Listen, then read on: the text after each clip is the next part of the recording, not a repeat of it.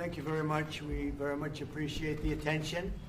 Today's a big day in that we had a G7 and President Macron, who's a very special man in my book. We were together, we did it together, and I think a lot of progress has been made. We've had some very good talks with Russia. We've had some very good talks with others, and we're trying to get the war ended with Russia and Ukraine, and I think we've come a long way in a short period of weeks. And the President's been very helpful also. And we're also talking about trade, various trade deals that we will be doing with France, and we'll be discussing a little bit further. Then we'll have a press conference later on. You can ask some questions. We'll be having a press conference in a little while. We're going to have lunch with the entire French staff, and we look forward to it. And again, the relationship's been very special with France and very special with this gentleman on my right. And we look forward to keeping that going for a long period of time. Thank you very much. Thank you. Thank you, Mr. President. Thank you. Thank you. No, thank you. I want to thank Mr. President for his hospitality. We had a good discussion this morning for the G7 here. Yeah. And for the third year of this war in Ukraine. And I think our common objective clearly is to build peace and a solid and long-standing peace. And this is what we will discuss, obviously, because I have great respect for the bravery and the resistance of Ukrainian people. And we do share the objective of peace, but we are very aware of the necessity to have guarantees and solid peace in order to stabilize the situation. I'm here as a friend because through centuries we've been friends, and we are personal friends, as you mentioned it, because we work very well together.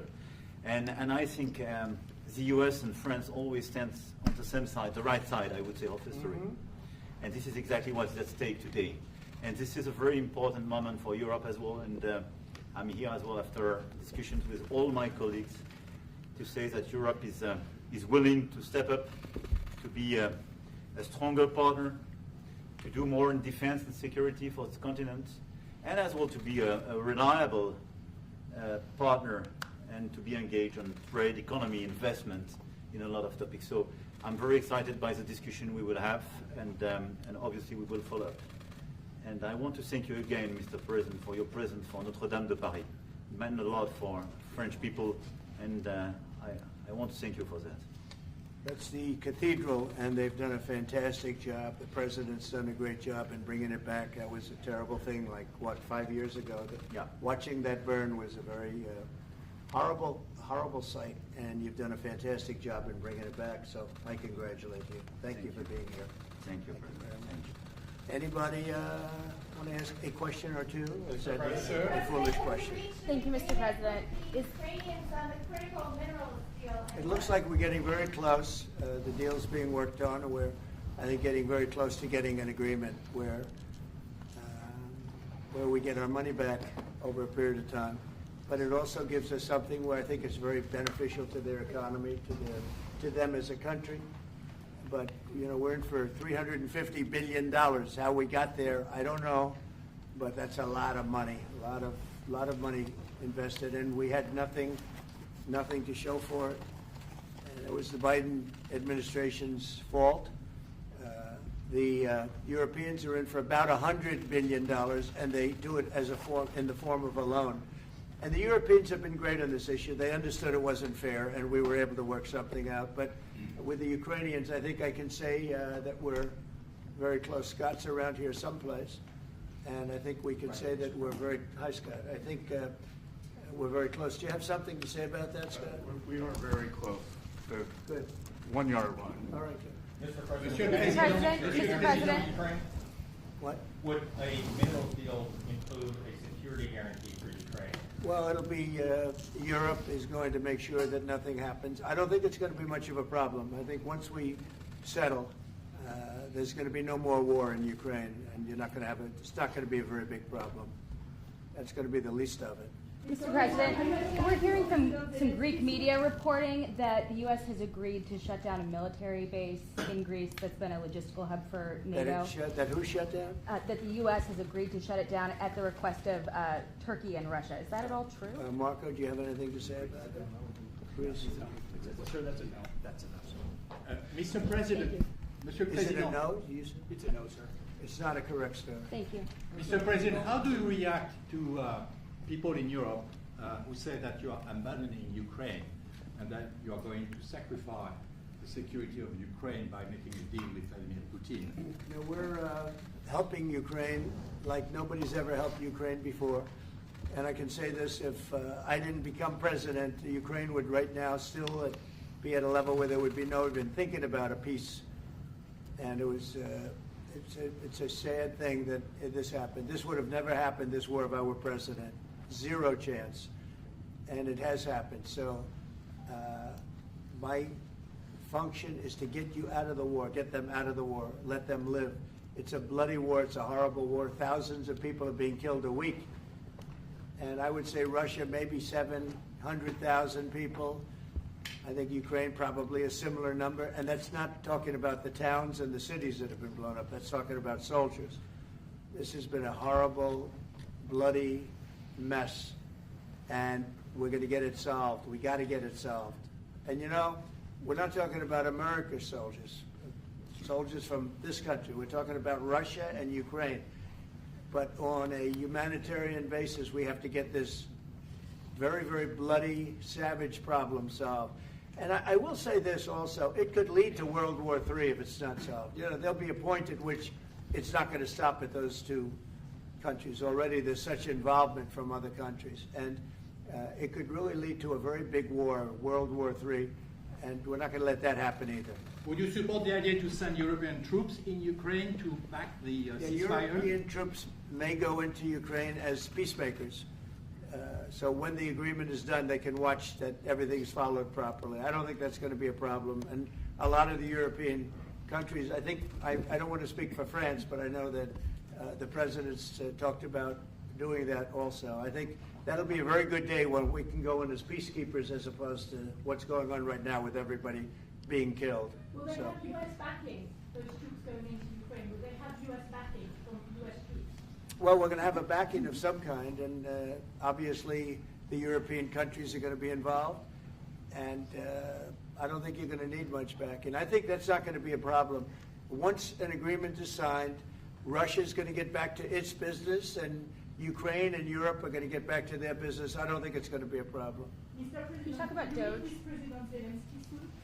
What? Will you meet with President Zelensky soon? I will be meeting with President Zelensky. In fact, he may come in this week or next week to sign the agreement, and which would be nice. I'd love to meet him. Would meet at the Oval Office. So the agreement's being worked on now. They're very close to a final deal. It'll be a deal with rare earths and various other things, and he would like to come, as I understand it, here to sign it, and that would be great with me. I think they then have to get it approved by their council or whoever might approve it, but I'm sure that will happen. Monsieur Macron, Monsieur le Président Macron, est-ce que vous pouvez commenter ce qui a été dit par le Meeting with Président President Putin also, yes. I don't know when we speak. We're trying to get this thing worked out, but yeah, at some point I'll be meeting with President Putin too. Monsieur Macron, s'il vous plaît, est-ce que vous pouvez nous dire quelques mots en français?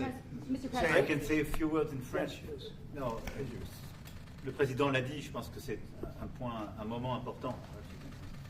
C'est un moment important de la discussion. On veut bâtir la paix en Ukraine et le bilan qui a été rappelé, une réalité, il y a d'1 million de morts et de blessés depuis le début de ce conflit et de cette guerre d'agression. Notre volonté, c'est que cette paix dure, parce que nous avons déjà eu un cessez-le-feu et une paix qui n'a pas été respectée. C'était les accords de Minsk, 1 puis 2. Et donc le corps de cette discussion, c'est de s'assurer d'abord qu'il y ait un cessez-le-feu, ensuite que les Ukrainiens soient impliqués. Et je pense que ce que vient de dire à l'instant le président Trump est très important, c'est-à-dire qu'il va rencontrer rapidement le président Zelensky pour signer cet accord sur les minerais critiques et les terres rares, et que c'est aussi un moyen d'avoir une implication américaine forte. Les Européens sont prêts à prendre leur charge sous des formes diverses de soutien à l'armée ukrainienne, de présence, y compris pour s'assurer que la paix soit durable. Et l'implication dans la durée des États-Unis d'Amérique à travers cet accord est une bonne chose. Et donc tout est encore à construire. Et je ne veux pas préempter les discussions. Mais nous partageons le même objectif. Et ce qu'on a discuté ce matin pendant 1 heure après la visioconférence ensemble, et ce qu'on va continuer de travailler, sont pour moi des bonnes avancées. Et l'annonce de... Est-ce que l'intégrité territoriale de l'Ukraine est encore un objectif I've already crédible? spoken about this just a moment ago. This is exactly what we want to do. We want to build peace with Ukraine. As President Trump mentioned, there are already 1 million dead and wounded in Ukraine since the war began. We had a ceasefire in the past that was not respected. This was under the Minsk Agreements 1 and 2. President Trump, as he said, will be meeting with President Zelensky to sign a deal on rare earths. And we are pleased to see this very strong American involvement. Europe, of course, also stands ready to support Ukraine in various ways, supporting its military. And we don't want to preempt any sort of discussions that are currently underway, but we do share the same objective of building this lasting peace. I just want to tell you a little story. So we were at the Eiffel Tower having dinner with your wonderful wife and with my wonderful wife, and we came out and he started speaking the French deal. And we didn't have an interpreter, and he was going on and on and on, and I was just nodding, yes, yes, yes. And he really sold me out, because I got back the next day and I read the papers. I said, that's not what we said. He's a smart customer, I will tell you that. How would you Mr. President, modify- That was how would you exactly modify what your we agreed. relationship? Mr. President, you called Zelensky a dictator. Would you use the same words regarding Putin? I don't use those words lightly. I think that we're going to see how it all works out. Let's see what happens. I think we have a chance of a really good settlement between various countries. And, you know, you're talking about Europe, and you're talking about Ukraine as part of that whole situation.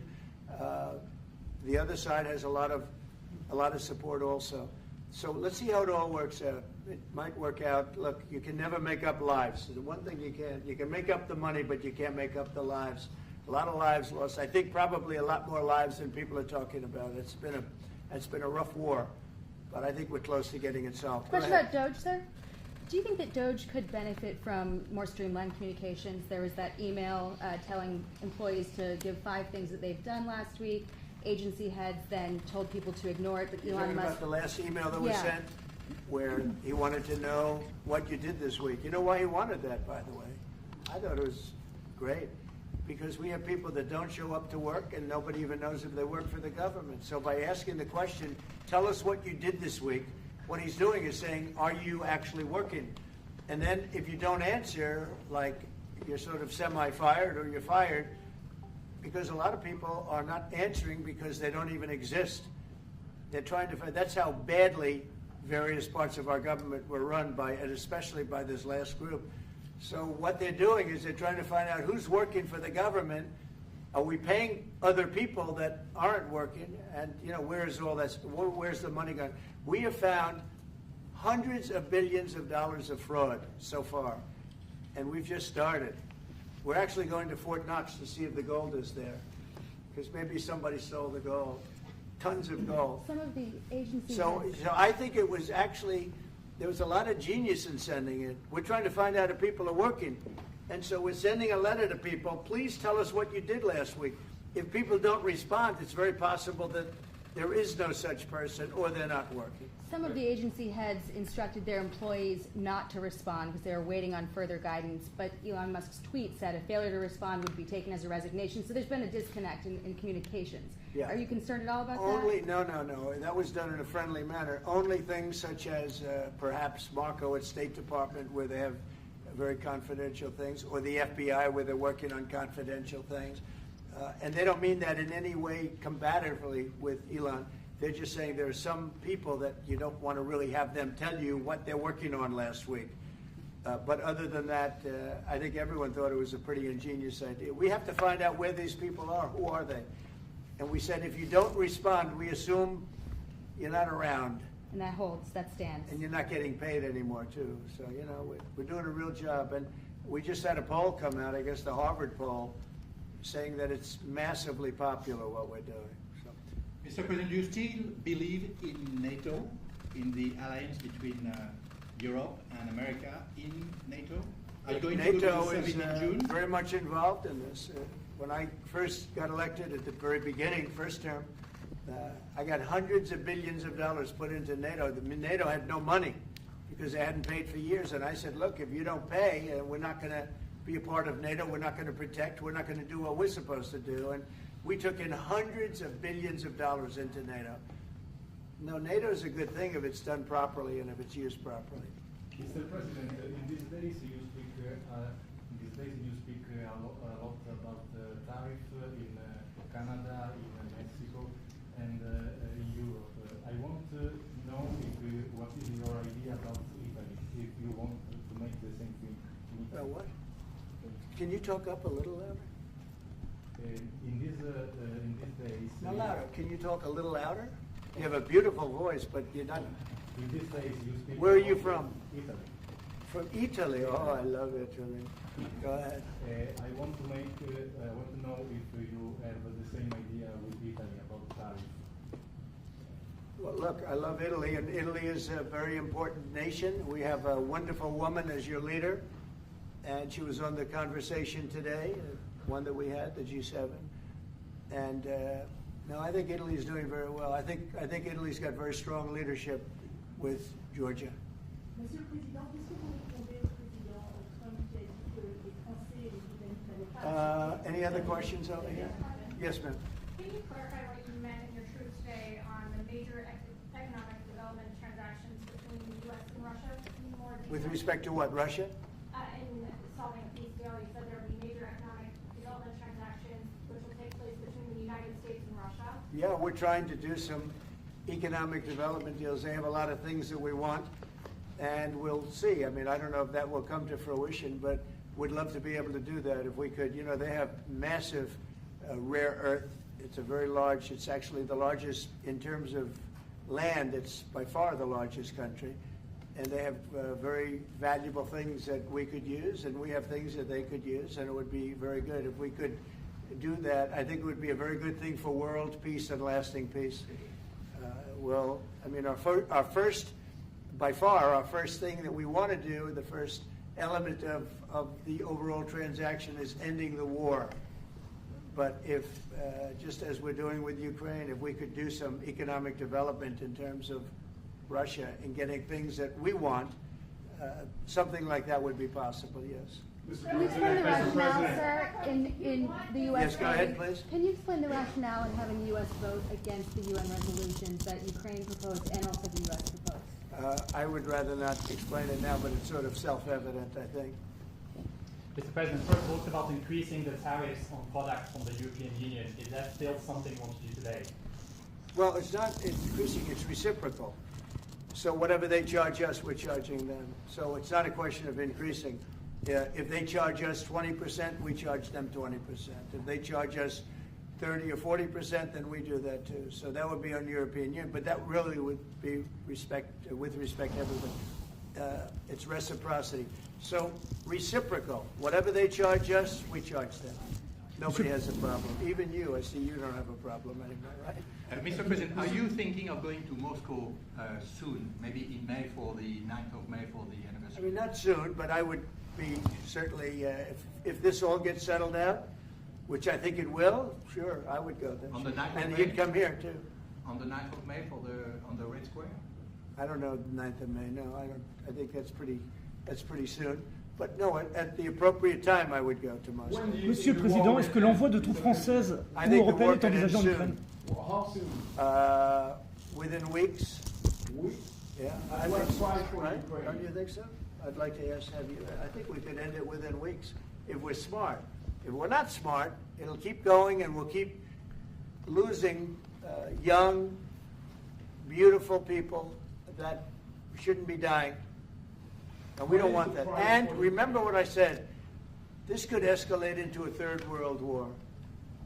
And we don't want that either. Mr. President, your envoy Steve Witkoff suggested a temporary ceasefire in the conflict, but the Russian government has denied that out of hand. Do you worry that they're not feeling in good faith? No, I think they, at some point, will agree to that. I think they probably wanted to. And I think once you have a ceasefire, it's going to end, because they're not going from a ceasefire back to war. I think people have had they're full. I'm just glad I was able to help because there was no communication with Russia until I came along. Biden didn't communicate. He couldn't communicate with his own child. So Biden didn't communicate. He couldn't. It was terrible. He hadn't spoken to Putin in 3 years. You're trying to end a war. People are being killed. Every week, thousands of people are being killed. Soldiers, in this case, mostly. Also towns, as missiles go in and back and forth. No, it's a shame. This should have never happened. This is a very sad, this is going to go down in the history books. This is a very sad moment because that should have been stopped. That should have never started. And if it did start, it should have stopped the first week, not 3 years later. Okay? Je vais répondre, if you allow me, because je pense que plusieurs questions de vous et de votre collègue qui ont été posées en français et qui rejoignent les questions posées par les collègues américains. D'abord, cette discussion est utile et construire la paix est une nécessité. La deuxième chose, c'est qu'il y a aujourd'hui une capacité de dissuasion qui est restaurée et que c'est ce que veut dire le président Trump quand il n'y aura plus de problème. Je pense que la force du réengagement américain aujourd'hui, c'est en quelque sorte l'incertitude aussi pour le président Poutine. Et donc il y a une capacité de dissuasion qui est là, qui permet de sceller d'abord sans doute une trêve, la capacité à vérifier que cette trêve est respectée, et ensuite un accord de paix qui permettra de reconstruire l'Ukraine, mais de lui apporter aussi les garanties de sécurité. Dans le cadre de ces garanties de sécurité, nous pensons que nous avons notre rôle à jouer. Et donc, on verra à ce moment-là de la discussion, je ne veux pas la préempter, ce qui est nécessaire pour que l'Ukraine puisse rester un pays souverain. Et d'ailleurs, dans les discussions entre l'Ukraine et les États-Unis d'Amérique, il y a cette question d'une souveraineté ukrainienne qui est respectée. Et donc, nous, ce que nous avons préparé en particulier avec nos partenaires britanniques, dans le cadre d'un travail très étroit qu'on a mené ces dernières semaines, et partagé avec tous les pays européens et alliés qui sont prêts à s'y joindre, c'est l'idée de dire on est prêt à apporter ces garanties de sécurité. Les conditions, elles doivent en être définies. L'envoi de troupes. Elles doivent être définies par l'accord. Ça peut aller jusqu'à l'envoi, comme l'a dit le président, de troupes qui iront observer que la paix est bien respectée, qui iront se positionner, pas sur la ligne de front, pas pour justement, en quelque sorte, être dans le conflit, mais marquer une présence comme une garantie. Il y a d'autres moyens de soutenir qui peuvent être des soutiens accrus et capacitaires à l'armée, des structures nouvelles. Et je pense aussi que l'accord qui est discuté, le président l'a dit, la crédibilité américaine qui est mise dans ce moment, c'est aussi montrer que chacun est dans son rôle, mais que nous avons une unité, Européens et Américains, et donc avec une forme de garantie que les Américains prennent par la discussion sur les minerais critiques qui sont en train de finaliser. That is the most beautiful language. I have no idea what he's saying, but that is the most elegant, beautiful language. Go ahead, please. This is a question that was asked by several. What we need to do is make sure that we are building peace. We have deterrence capabilities that have been restored. As President Trump said, there won't be any more problems. We've seen the U.S. re-engagement and the message that sends to Mr. Putin. We have deterrence, which will allow a truce to take place, verification of that truce, and then a peace agreement can be put in place so that we can start rebuilding Ukraine with security guarantees. And we have a role to play in that. Again, I'm not preempting any discussions, but we've spoken about Ukraine's sovereignty, and that has been a subject of discussion between the U.S. and Ukraine. We have also been working closely with our British partners this week. We've shared this information with other European countries, and we are ready and willing to provide those security guarantees, which could perhaps include troops, but they would be there to maintain peace. They would not be along the front lines. They would not be part of any conflict. They would be there to ensure that the peace is respected. Our assistance may include other capacity building, perhaps for the military. We see U.S. credibility here. We each have our role to play, but it will be done in a united fashion. Mr. President, do you think that Ukraine should give up a part of its territory? Well, we're going to see. It's a negotiation that's just starting, and they've been fighting, and there's been a lot of land that's been taken. So we'll have to see how that works out. That's part of the negotiation. I will say there was great unity in that room today. We were via Skype or whatever, but it was great, tremendous unity today in that room with the other countries. Ukraine wants France to going take to- the territories back. Can they take it back? What they lost in the past years? That's not an easy thing to do, is it? Right? It's not an easy. You know, just asking whether or not you can take back the land that they lost. And I say that, yeah, perhaps some of it, yeah, I hope so. But that's not an easy thing to do. But not For as Macron on the frozen It's Russian going to be asset. something we're talking about. Will you For convince Macron Vladimir on the Putin front- to accept the European troops as peacekeeper? What do you think? Yeah, he will accept that. He will accept I've it? asked him that question. You talked to him? I've asked him that question. Is said France yes? going to lift the block on the Because 300 he's billion? not, look, if we do this deal, he's not looking for more war. He doesn't mind. But I've specifically asked him that question. He has no problem with it. Is France going to lift the block on the 300 billion in frozen Russian assets in Belgium? France has opposed unfreezing it to pay Ukraine and compensate the U.S. for its support. Is France going to lift its opposition to that? This is, I mean, we speak about frozen assets. We already used them to back precisely the loans negotiated at the G7. And it's part of the sanctions. So it will depend on the follow-up of the discussions. But clearly we respect international law. It's just frozen assets now. You can take the proceeds of the frozen assets, but you cannot take the assets themselves because it's not respecting international law, and we want to respect international law. How is one different than the other? You can take the proceeds from it. How can you not take Because the it's assets? very different. You keep the assets, you take the proceeds because they are paralyzed in a certain way. You take the proceeds during the wartime, but you keep the assets, and it's part of the negotiation at the end of the war. Because, I mean, this war costed all of us a lot of money. And this is the responsibility of Russia, because the aggressor is Russia. Should the U.S. be compensated? So at the end of the day, this frozen asset should be part of the negotiation, all in all. Will France support the U.S. being compensated? I support the idea to have Ukraine first being compensated, because they are the ones to have lose a lot of their fellow citizens and being destroyed by this attack. Second, all of those who paid for could be compensated, but not by Ukraine, by Russia, because they were the one to aggress.